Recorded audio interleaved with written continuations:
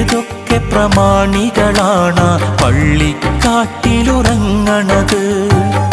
എന്തൊക്കെ കിനാവുകളാണ് 6 അടി മണ്ണിലൊടുങ്ങിയത്? മീസാൻ കല്ലുകൾ പറയും കഥകൾ നാം അറിയുന്നുണ്ടോ? മൈലാഞ്ചിച്ചെടി ഖബറിനു മേലെ കണ്ണീർ വാർക്കുകയോ? കഥയറിയാതോടും നമ്മെ മാടി വിളിക്കുകയോ? കളിമതിയായി കാര്യം ചെയ്യാൻ നമ്മെ ഉണർത്തുകയോ?